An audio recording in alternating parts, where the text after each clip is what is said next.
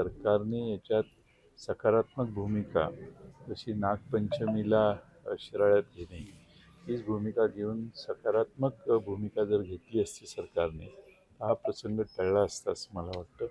आज सुप्रीम कोर्टाच्या पर्यंत जाऊन देखील यश आलेलं नाही.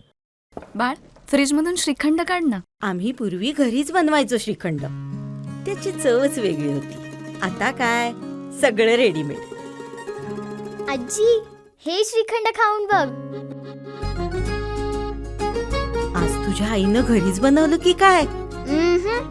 हे आहे गोकुळचं श्रीखंड. अगदी जिभेवर रेंगाळणार. जिभेवरच नाही तर मनावरही रेंगाळणार. गोकुळ श्रीखंड, मनावर रेंगाळणार. महाराजांची दर्शन घेतलं, भेट घेतली. या मठाची, नान्नीची शेकडो 700 वर्षापासूनची परंपरा ही खंडित करण्याचं काम कायद्याच्या माध्यमातून आज झालेलं दिसतंय. खरं तर सरकारने या मठाच्या बाजूने आणि हत्ती इथं राहावा या बाजूने स्पष्टपणाने भूमिका घेणं आवश्यक आहे.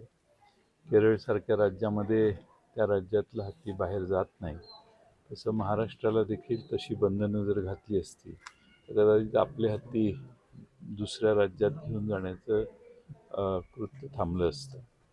आज इथं 700 गावं या मठाच्या आधिपत्याखाली येतात,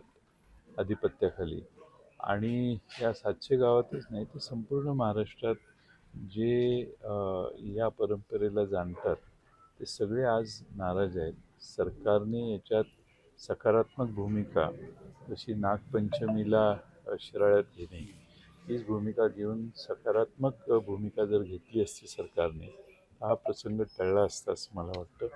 आज सुप्रीम कोर्टाच्या पर्यंत जाऊन देखील यश आलेलं नाही. कोर्टाने निकाल दिला म्हणून या भागातली लोक न्याय आणि कायदा मानणारी लोक आहेत, शांतताप्रिय आहेत, म्हणून इथून हत्ती त्यांनी जाऊन दिला.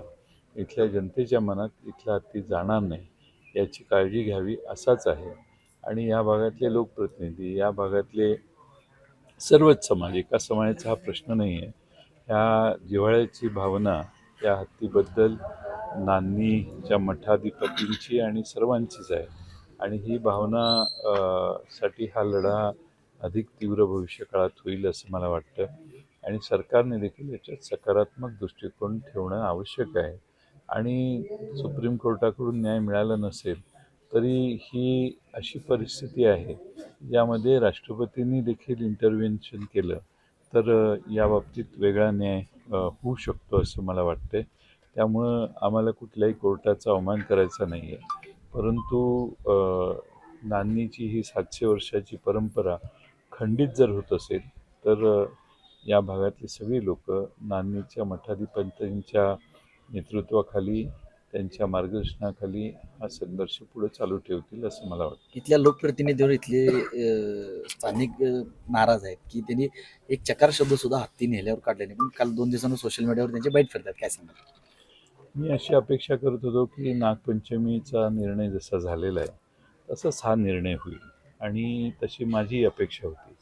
पण जेव्हा हत्तीच घेऊन गेले हे कळलं मला, त्यामुळं मी मुद्दामून इथं आलो. खरं म्हणजे आपण सगळ्या लोकप्रतिनिधींनी या भागातल्या ज्या भावना आहेत त्याचा आदर केला पाहिजे आणि लोकांच्या बाजूने राहून यामध्ये संघर्ष करावा लागला तर तो संघर्ष केला पाहिजे. अशाच नवनवीन अपडेट पाहण्यासाठी आमच्या KK न्यूज चॅनेलला सबस्क्राईब करा.